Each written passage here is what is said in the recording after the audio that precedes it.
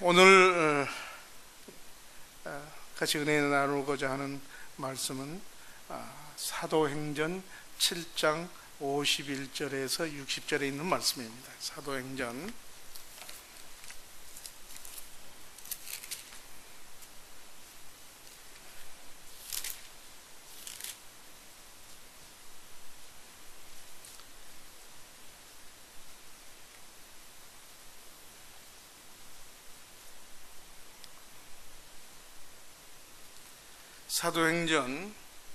7장 51절에서 60절의 말씀인데 이제 한 절씩 교독하도록 합니다.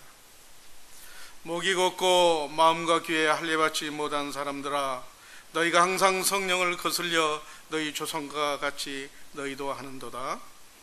너희들은 선지자 중에 누구를 핍박하지 않았느냐? 의인이 오시라고 얘기한 자들을 저희가 죽였고 이제 너희는 그 의인을 잡아준 자요 살리는 자가 되나니, 너희가 천사의 전한 율법을 바꿔도 지키지 아니하였도다 하니라. 제가 이 말을 듣고 만일 찔러 저를 향하여 이를 갈거나 스데반이 성령이 충만하여 하늘을 우러 주목하여 하나님의 영광과 및 예수께서 하나님 우편에 서신 것을 보고 말하되 보라, 하늘이 열리고 인자가 하나님 앞에 서신 것을 보노라 한데, 저희가 큰 소리를 지르며 귀를 막고 일심으로 그에게 달려들어 성 밖에 내치고 돌로 칠세 유인들이 옷을 벗어 사울이라는 청년의 발 아래에 두니라. 저희가 돌로 스데반을 치니 스데반이 부리져 가로되 주 예수여 내 영혼을 받으시옵소서 하고 무릎을 꿇고 크게 불러 가로되 주여 이 죄를 저들에게 돌리지 마옵소서, 이 말을 하고 자니라. 아멘. 스데반의 순교에 대해서 우리는 너무 잘 알고 있습니다. 그리고 설교의 말씀도 여러 번 들었습니다. 그래서 이 말씀을 제가 준비를 하면서 지금 우리 교회가 교회 이름으로 하나님의 이름으로 카자흐스탄에 선교사를 파송해서 선교 중에 있습니다. 이럴 때 우리 사도행전의 귀한 말씀으로 다시 은혜 받는 시간을 가졌으면 해서 이 말씀을 제가 준비를 했습니다. 본문에 들어가기에 앞서서 사도행전에 대해서 개략적으로 아웃라인을 한번 해보도록 하겠습니다. 사도행전은 우리 신약 성경 중에서 5번째 나오는 성경입니다. 사도행전 예수 그리스도의 복음이 사도들과 사람들에 의해서 예루살렘에서부터 유대와 사마리아를 거쳐 이방 세계인 로마까지 전달되는 선교의 역사를 기록한 성경책입니다. 선교 행전이라기도 하고 성령 행전이라고도 불리고 있습니다. 이 사도행전 기록은 AD 70년 예루살렘 성이 함락되기 직전, 바울이 순교하기 전인 AD 60년에서 63년 사이로 로마에서 기록되었던 견해가 유력합니다. 어떤 학자들은 안디옥에서, 에베소에서, 고린도에서 기록이 된 게 아니냐 그랬지만은 지금 우리가 객관적으로 이제 그 로마에서 기록되었다라고 하는 견해가 유력합니다. 그러면 사도행전의 저자인 누가가 왜 사도행전을 기록했겠는가 라고 했을 때, 누가는 신자와 교회의 신앙을 강화하고 정해진 복음을 확증하기 위해서 이제 기록을 했습니다. 또한 복음이 유대인과 동일하게 이방인을 위한 것임을 보여주기 위해서 또한 사도행전을 기록을 했습니다. 성령의 능력으로 복음이 전파되고 교회가 세워지며 신자와 교회가 풍성한 축복과 성장이 이루어진다는 것을 강조하기 위해서 사도행전을 기록하였습니다. 종교적으로 유대인의 도전과 밖에, 정치적으로는 로마인들의 압제, 문화적으로는 헬라 철학과 사상으로부터 위협받는 상황에서 복음을 변증하기 위해서 사도행전을 기록하였다 하였습니다. 이 사도행전은 신약 성경에서 유일하게 역사서로 분류되고 있습니다. 사도행전은 성령의 역사를 기록한 책입니다. 특히 사도행전 2장 이하에서 보시면은 오순절 성령 강림에서 시작하여 사도행전 곳곳에 성령이 역사하시는 사건들이 기록되고 있습니다. 또한 사도행전은 바울 사도의 연구에 중요한 자료를 제공하고 있습니다. 본문에서 나옵니다마는 스데반이 순교를 하는 그 마지막 순간에 사울이 그 자리에 있었습니다. 따라서 사울이 회심하여 바울이 되는 그런 연결이 스데반의 순교 현장에서 이어집니다. 이렇듯 바울 연구에 중요한 자료를 제공하고 있습니다. 또한 사도행전은 여러분의 설교가 나옵니다. 저자의 한 분이 쭉 기록된 게 아니고 베드로의 설교가 나오고, 물론 스데반의 설교 말씀이 나오고, 바울 사도의 설교와 야고보의 설교가 이렇게 나옵니다. 이제 사도행전 1장에서 예수님께서 부활하시고 40일을 계시다가 사도들에게 분부하십니다. 예루살렘을 떠나지 말고 내게 들은 바 아버지의 약속하신 걸 기다리라 라고 말씀하시면서 8절에서 굉장히 중요한 말씀을 하십니다.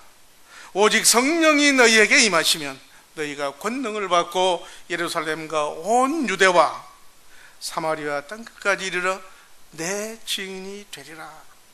이 말씀을 마치시고 예수님은 승천하시게 됩니다. 이제 사도행전 2장에서 예수님께서 말씀하셨던 그 성령이 임하여 초대교회가 탄생하게 되었습니다. 성령이 임하면 무슨 일이 일어날까요? 성령이나 첫째는 능력을 받게 됩니다. 이 능력은 세상적이고 인간적인 능력이 결코 아닙니다. 그것은 하나님의 능력입니다. 하늘나라의 능력인 것입니다. 요한복음에서는 이 능력을 평안이라고 하였습니다. 이 평안은 세상에 주는 평안이 아니다. 바울 사도는 감옥에 들어가면서 이 기쁨을 주체할 수 없다라고 했습니다. 매를 맞으면서 찬송을 하였습니다. 또한 초대교인들은 화형을 당하면서까지 핍박을 받으면서까지 주님을 찬양했다고 하였습니다. 이러한 일들이 성령을 받게 됨으로써 받게 되는 능력인 것입니다. 우리가 잘 아는 사랑의 원자탄 손양원 목사님, 그 아들을 죽인 자들을 용서하면서 그 아들을 이방에서 아들로 삼았습니다. 이러한 능력은 세상이 주는 능력이 아니고 성령이 주시는 그러한 능력인 것입니다. 둘째, 성령의 능력은 예수 그리스도의 증인이 되는 것입니다. 우리가 예수님의 십자가 부활을 누구도 직접 목격하지는 못했습니다. 그러나 우리에게 성령이 임하면 우리가 눈으로 본 것보다도 더 확실한 확신을 갖게 되는 것입니다. 예수님 말씀하셨습니다. 너희들이 나를 본고로 믿느냐? 보지 않고 믿는 자들이 더 복되도다. 이제 보여달라고 하는 도마에게 주님이 이렇게 말씀하셨습니다. 성령이 임하면 능력을 받고, 그리고 이같이 예수님을 우리가 증거하는 증인이 되는 것입니다. 이제 베드로가 오순절 이후에 설교를 할 때 기적과 이적과 성령의 역사가 불같이 일어났을 때 3,000명의 제자가 더하더라, 이렇게 말씀하고 계십니다. 또 베드로와 요한이 성전에 올라갈 때 나면서부터 안진병이 된 자가 있습니다. 이럴 때 기적과 이적이 많음에 믿고 주 앞에 나오는 자가, 남녀가 큰 무리가 되더라. 베드로와 요한이 나면서부터 안진병이 된 그를 주목하여 봤을 때, 내가 가진 건 없지만, 은과 금은 없지만 내가 나사렛 예수 그리스도 임하노 명하노니 일어나 걸으라고 했을 때 그 안진뱅이가 일어났던 그런 기적을 보고 나서 많은 사람들, 많은 남녀들이, 큰 무리가 이제 모이게 되더라. 이렇게 돼서 제자들이 많이 이게 이제 교회에 모이게 됐습니다. 그래서 교회가 굉장히 부흥하게 됐습니다. 이랬을 때 이제 사도행전 6장을 보시면은 사도들이 이제 말씀하십니다. 7 일꾼을 뽑으라. 사도들이 공개하는 일을 저에게 맡기고 우리는 기도하는 것과 말씀 전하는 것에 전무하리라. 이렇게 많은 남녀의 무리가 모이게 되므로 3,000명 또한 5,000명 이렇게 몇만 명의 이제 무리들이 교회에 모이게 됐습니다. 말씀을 전해야 할 사도들이 그들을 공개하는 일에 시간을 많이 뺏겼습니다. 가난한 사람이 있습니다. 약한 사람이 있습니다.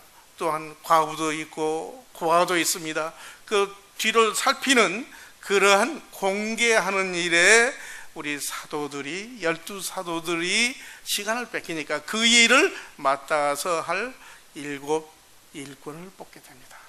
이렇게 됐을 때 사도들이 말씀하십니다. 너희 중에 성령과 지혜가 충만하여 칭찬 듣는 사람 7을 택하라. 여기서 7 일꾼 7, 우리는 성경에서 7은 완전 숫자인 것입니다. 이 7명의 일꾼을 뽑는 퀄리피케이션이 성령과 지혜가 충만해야 됩니다. 성령과 지혜가 충만하지 않으면 뽑힐 7 일꾼의 자격이 못 되는 것입니다. 또한 칭찬을 드려야 됩니다. 성령과 지혜는 나하고 하나님하고 관계입니다. 칭찬을 듣는다. 하나님께 칭찬도 듣지만 우리 지체 간에, 성도 간에 칭찬을 듣는 사람, 믿음이 훌륭하신 분, 성령의 사람, 저분은 참 일꾼이야 라고 칭찬 듣는 7을 택하라고 했을 때 그 중에서 가장 큰 일꾼, 최초의 순교를 하시는 우리 스데반 집사 혹은 장로, 여기 성경에서나 다른 주석에 어떤 직분이 명기된 건 없습니다. 그러나 사도들께서 이렇게 안수하고 기도하였다고 그랬습니다. 그랬을 때 아마 이분이 우리 평신도들 중에서 이렇게 주의 사역을, 목사님을 도와서 사역하는 그런 분이 아니었나 이렇게 생각이 됩니다. 이렇게 뽑힌 7분의 일꾼들에 대해서 사도들이 기도하고 안수하니라. 따라서 예루살렘에 하나님의 말씀이 점점 왕성해지고 제자의 수가 심히 많아지고, 그러다 보니까 허다한 제사장의 무리도 이 도에 이제 복종하더라. 이렇게 말씀하고 계십니다. 초대교회는 교회에 3개 계층이 있었다고 합니다. 첫째는 제자들입니다. 오늘날 예수를 믿는 우리 모든 성도들이 제자에 속합니다. 둘째는 사도들이죠. 사도들은 12사도로 오늘날 우리 목회자에 해당이 되시는 분들입니다. 셋째는 지금 말씀드린 7명의 일꾼들입니다. 집사라는 말도 장로라는 말도 없습니다만은 중간에 영적 지도자인 듯 합니다. 스데반의 7분 중에 7 일꾼 중에 가장 우선으로 뽑혀서 스데반이 은혜와 권능이 충만하여 큰 기사와 표적을 민간인에게 행하니 여러 지방에서 온 사람들이 스데반과 변론합니다. 변론하여서 스데반을 당하지를 못하니까 이들이 스데반을 모함을 했습니다. 이자가 모세와 하나님을 모독하였다 하며 백성들과 장로와 서기관들을 충동하여 스데반을 잡아다가 사내들인 공회에 재판을 받게 합니다. 이제 재판정이 나와 있습니다. 공회에 앉은 많은 사람들이 어떤 판결이 나올까를 이제 관심 있게 워치하고 있습니다. 이 공회 중에 앉는 사람들이 스데반을 주목하여 보니 그의 얼굴이 천사의 얼굴 같더라. 스데반은 개의치 않고 스데반에게는 성령이 충만하였었기 때문에 그의 얼굴이 천사같이 빛났다, 이렇게 되어 있습니다. 7장에서 스데반이 대제사장의 신문을 받습니다. 이렇게 재판을 진행하니까 이제 그 재판관인 대제사장이 신문을 합니다. 스데반은 그 신문에 대해서 전혀 개의치 않고 이제 거기서 설교를 하시게 됩니다. 구약의 창세기부터 얘기해서 쭉 이제 말씀을 전합니다. 창세기, 출애굽기, 민수기, 신명기에 대해서 내용을 요약합니다. 여호수아에 대해서 말씀하십니다. 사무엘하에서 역대하까지 내용을 말씀하십니다. 에스겔에서 말라기까지 이렇게 말씀하셨을 때 여기까지 듣는 자들이 갈등이 없었습니다. 그러나 청령 스데반이 이렇게 선포하려고 했던 그 내용은 51절에 나오는 말씀입니다.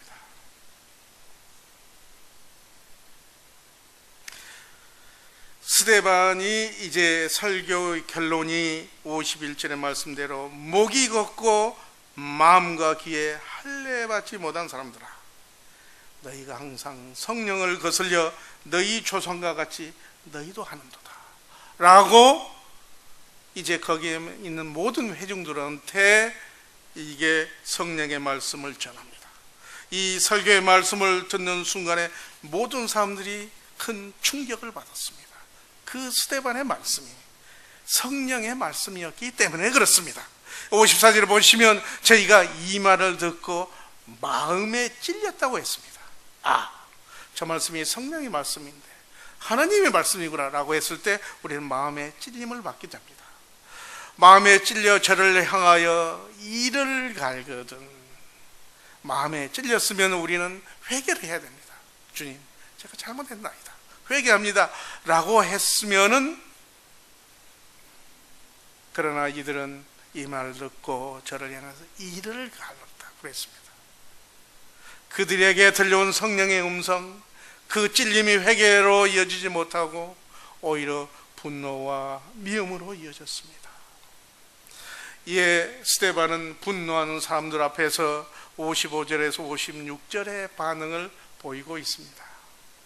첫째, 스데반의 반응은 성령 충만이었습니다. 예수님께서 부활 승천하시고 아버지께서 보내주신 그 성령이 스데반에게 충만하였기 때문입니다. 사랑하는 성도 여러분, 우리들 마음속에 성령이 계십니다. 성령의 음성을 우리가 경청해야 됩니다. 그러나 늘 우리는 성령 충만하지 못합니다. 세상의 일로, 사탄의 유혹으로 성만 충만하지 못할 때가 너무 많습니다. 그랬을 때 우리는 속히 말씀과 기도로 성령 충만을 회복해야 되는 것입니다. 우리 스데반의 두 번째 반응은 하늘을 우러러 주목하였다 했습니다. 그는 하늘을 보았습니다. 땅을 보지 않았습니다. 하늘의 인자가 하나님 우편에 서신 것을 보았다고 스데반은 세 번째 반응하셨습니다. 스데반이 목격한 것은 하나님의 영광입니다. 우리의 삶이 너무 힘들고 환난과 핍박이 있을지라도 우리의 생각 속에 하나님이 늘 충만하기를 기원합니다. 하나님은 생각하는 것보다 더, 하나님을 생각하는 것보다, 내가 하나님을 생각하는 것보다 더 위대한 가치나 사상은 없습니다. 성도 여러분, 하나님의 영광을 목격하시기를 축원합니다. 이제 스데반은 하나님의 영광을 보았고 예수 그리스도께서 하나님 우편에 서신 것을 보았습니다. 그리고 말합니다. 하늘이 열리고 인자가 하나님의 우편에 서신 것을 보노라. 이제 지난 금요일날 우리가 믿음에 대해서 말씀을 제가 전했습니다. 믿음이 뭐냐? 믿음은 일하는 것이다. 믿음의 행위에 대해서, 믿음의 결과에 대해서 여러 가지가 있습니다. 그러나 그 중에 한 가지가 믿음은 일하는 것이다. 믿음을 내가 믿음이 있다라고 내 가슴속에 꼭 있는 게 아니고, 믿음은 성령이 시키는 바를 하는 일하는 것이라고 그랬습니다. 너도 나와 같은 일을 하겠고 나보다 더 큰 일을 하리라 라고 예수님께서 말씀하셨습니다. 스데반은 그 예수님께서 말씀하셨던 큰 일을 지금 하고 계신 것입니다. 저들이 스데반을 성 밖에 내치고 돌로 칩니다. 이에 스데반이 부르짖어 가로되 주 예수여 내 영혼을 받으시옵소서. 무릎을 꿇고 불러가로되 주여 이 죄를 저들에게 돌리지 마옵소서. 이 말을 하고 스데반은 자니라 이렇게 되어 있습니다. 스데반의 첫 번째 말씀인 주 예수의 내 영혼을 받아 주옵소서. 이제 돌에 맞아 죽어가는 그 순간에 스데반은 하나님을 생각하는 그 믿음입니다. 믿음은 뭐라고 그랬습니까? 참 하나님과 나와 완전한 연합이고 교제다라고 이제 금요일날 말씀을 통해서 전했습니다. 하나님과 스데반은 이제 돌에 맞아 죽어가는 그 순간에 완전한 연합이 이루어진 것입니다. 둘째, 스데반은 얘기합니다. 주여 이 죄를 저들에게 돌리지 마옵소서. 스데반은 죽음을 초월하였고 미움도 분노로부터 자유케 되었습니다. 이 말씀은 예수님께서 십자가에서 하셨던 그 말씀입니다. 최초의 순교자 스데반은 죽는 것이 아니고 자는 것입니다. 잔다는 얘기는 언젠가 다시 일어난다는 것을 전제하고 있습니다. 이제 잠을 자는 스데반은 이제 다시 부활한다는 것을 의미하고 전제하고 있는 것입니다. 우리 기독교 역사를 볼 때 대한민국의 성령운동이 가장 강력하게 일어났던 게 평양이라고 우리는 그렇게 들어왔습니다. 1907년에 장대현 교를 위해서 성령운동이 일어났고 회개운동이 일어났다고 그랬습니다. 왜 그랬을까라고 했을 때 저는 그 답을 나름대로 찾게 되었습니다. 개신교의 최초의 선교사가 들어오셔서 순교했던 그 장소가 바로 대동강가입니다. 이제 최초로 우리나라에 오셔서 순교하신 선교사는 영국 출신의 토마스 선교사입니다.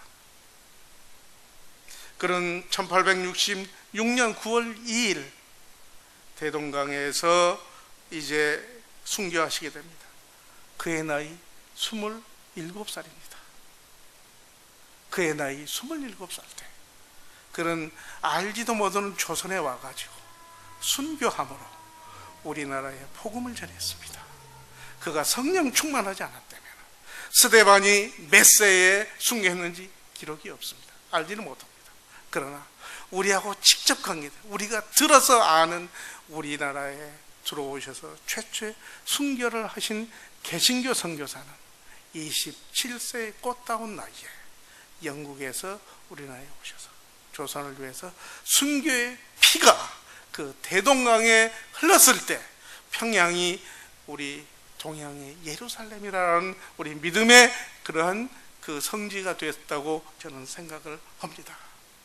사랑하는 성도 여러분, 오순절 이후에 탄생한 초대교회가 우리 교회의 모델입니다. 우리 교회의 모델이 초대교회입니다. 그 초대교회에 있었던 평신도 스데반, 우리 사랑하는 성도들이 우리 순교하신 스데반을 우리의 신앙의 선진으로 모델로 삼고 싶은 생각입니다. 그렇게 됐을 때 우리 교회는 성령으로 부흥하게 됩니다. 성령은 곧 믿음입니다. 믿음 곧 말씀인 것입니다. 말씀은 예수님인 것입니다.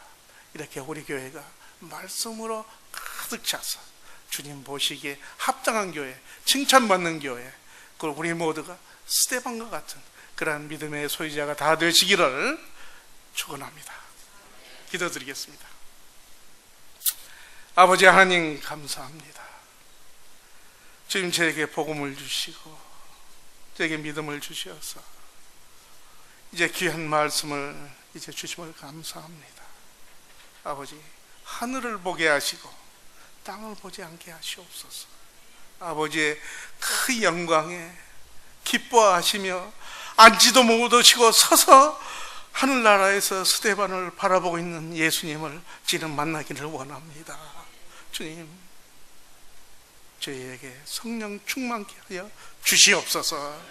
감사드리며 우리 주 예수 그리스도 이름으로 기도드립니다. 아멘.